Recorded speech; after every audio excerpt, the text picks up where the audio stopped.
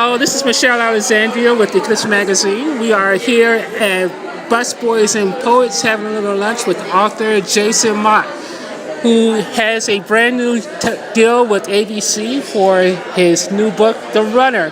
So we're just going to have an informal conversation. Let's start off with Jason. Tell us who you are and why we're speaking with you. Sure. My name is Jason Mott, and the title of the book is called The Return. Okay. So it's not The Runner? Yep, not The Runner. I want to call it The Runner for some reason. That's a good title, though. It's a very good title. Can you rename it so that I'm right? I'll send an email to Shane and see what happens. Okay. We'll see what happens there.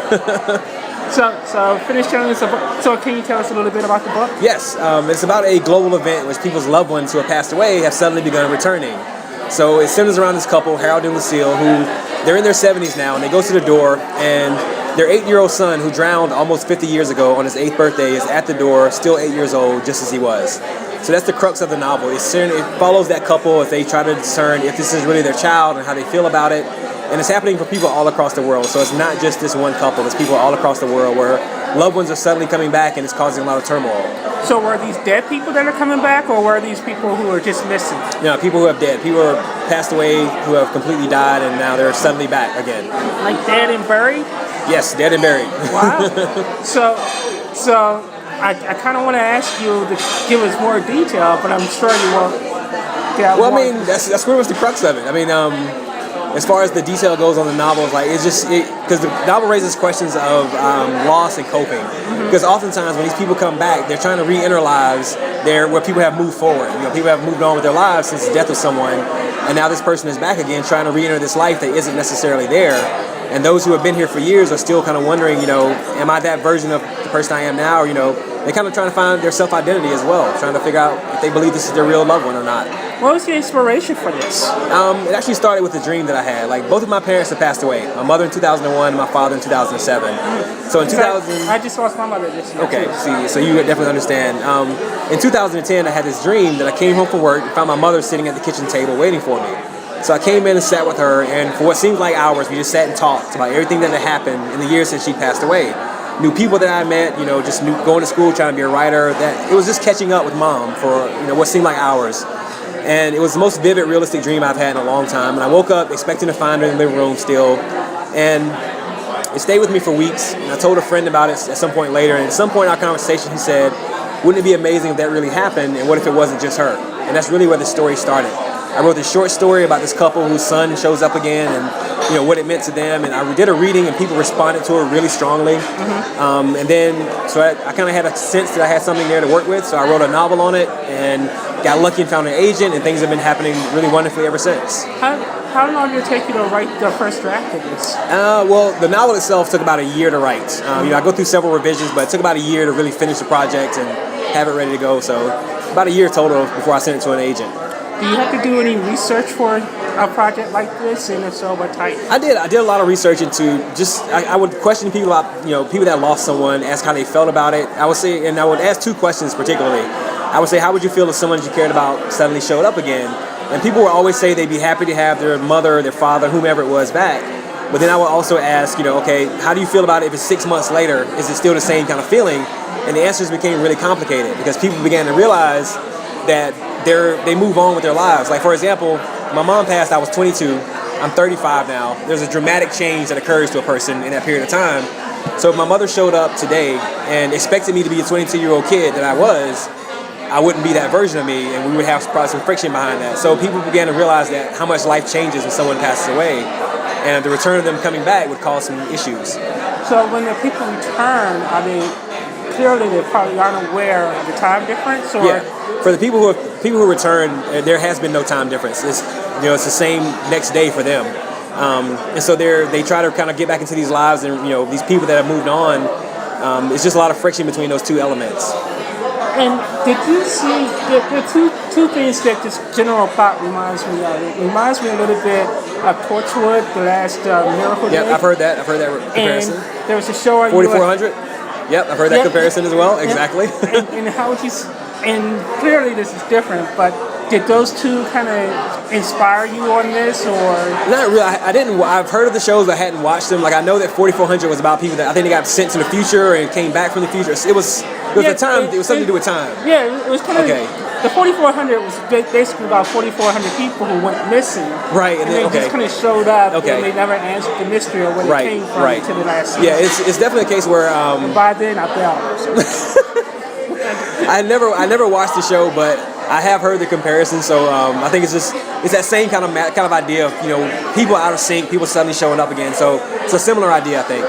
So can you talk about the journey from writing to getting published to how the ABC deal came about? Sure, it's been really terrific. Like I didn't expect anything to happen like as it has happened. A year ago May, I was working at Verizon Wireless answering cell phones for like angry New Yorkers all day long, which is a whole different fun kind of game. And I have words from you if you work for Verizon, but see. I'll skip those for another time. We'll follow up on that conversation later. Yeah, I want to hear you because I have words as a Verizon Wireless rep for customers like yourself. So we'll have some words, but because they. We'll come back to it. We'll come back to it. We'll table it now. We'll come back to it. Okay. So I worked there, and I was writing the entire time that I was there. And then we sold them. We found an agent, which was a great blessing to begin with. And we sold the manuscript, and I was able to quit my job. And that in and of itself would have been enough, honestly. So it was May of last year that we made the book deal. And my agent sent it out to a publisher. She also sent it to a film rights agent. So once he got the manuscript and the publisher picked it up, he went off and kind of started working whatever magic that he works. I wish I had a good like Brad Pitt story, but I really don't. You see, exactly. Me being an inspired writer, I'm going to have to use you to get your publicist. Exactly. And so they, about a month after the book rights went, I got an email from the film rights guy saying that ABC, NBC, Fox, and like one film studio all wanted the project. So we spent some time talking to different producers and different production teams, and Plan B, which is owned by Brad Pitt, is just a really good production team. Like they've done a really good job of doing book to film translations. Oh, so this is by Plan B? Yes, yeah. Wow. Plan B is the one we're working with. Exactly. So that means it's going to basically happen. Yeah, exactly. It's already been picked up by ABC. They're shooting right now in Atlanta. Like they're scheduled for March 9th. They got an air date. Like wow. Things are going forward. So how involved are you with the project? Did they just take your license? Your license. I mean, they initially like in the early stage we did a bunch of consulting. Like I talked about characters and like ideas for the show. We did a lot of back and forth. But then I had another novel to work on. They had to go out and do the show, so we kind of parted ways. Mm-hmm. Since then, I stay in contact with the producers and the people in the cast, so I kind of get a sense of what's going on, and I like where they're going with the show. I've seen the pilot, the first episode. I've seen it. I love it. I've kind of heard what's going on with the other scripts, and I like where it's going. So they're doing their own thing, and I have no problem letting them do it. Really? Because I think that's where we would differ. I'm kind of a control freak. Yeah. And I feel like if I spent that much time on something, I would want to be in full control of writing the series Bible and everything. Yeah, but see, I don't want to be a showrunner. Like being a showrunner is a whole different skill set, and I just want to write work. I would love to write an episode or two for the show, but I don't want to run the entire show. That's just not what I want to do. And then like my philosophy as far as like giving away rights to the show and things like that is like, once you write something and publish it, it's not yours anymore anyway. It belongs to the reader. It belongs to it's part of the larger culture at that point, and you can't manage that. You can't control what your reader thinks of it. So it's the same with TV people. If they want to go a different route, But there are writers out there who get so hyper about this stuff. And I understand that as well. Fiction. Yeah, I understand that as well. I don't necessarily. It's not me. I'll just say it that way. It's not me. So if that's their kind of ethos, then so be it. But it's not mine. I'm okay with letting other people do what they want to do. I'm open. I hope fan fiction spawns out of it. I would love to see people interpret it how they want to do it. So I'm okay with it. So how do you go about researching something like this? Well, like I said, I just spent a lot of time. It came from a very personal place. So like I've lost both parents, and it's occurred in both ends of the spectrum. Like my mother's death was very sudden and very shocking at an age I didn't think it would happen.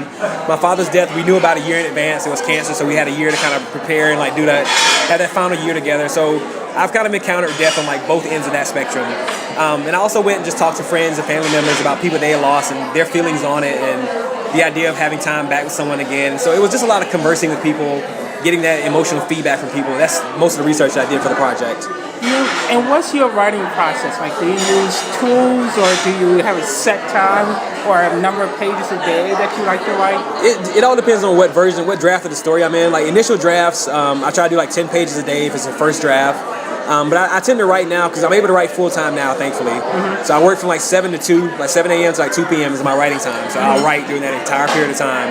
And then in the afternoon, I'll do other odds and ends type stuff. But I'm pretty stringent. Like I have a pretty solid work ethic. So like every day I'm at the computer at that time and I do the work, and nothing else gets in the way during that time. Do you have a general outline, or do you just let the characters take it? No, for novels, I always do outlines. I have to have an outline because a novel is such a massive, huge thing.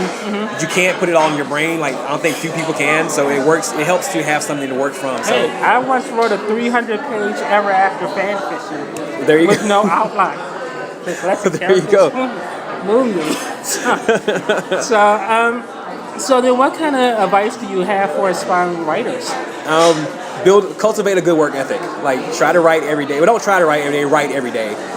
Because the thing about writing is the computer will always let you go. It'll always let you do something else. It'll never make you come back and do the work. Like there's always a way to stop writing. And the problem is once you stop writing, you stop writing, and it's very easy to do and it's very hard to go back. So it's a case where like the writing ethic will make your career. Honestly, I believe that. Like I don't think I'm any more talented than all the other writers who are working. But I do know that there are a lot of people I know who don't write as often as I write. Well, it's actually kind of weird because from a journalist perspective, I'm writing all the time, Right. every single day. Right. But by the time you write 5 reviews and everything, Yeah, you get burned out. Wanna, Yeah.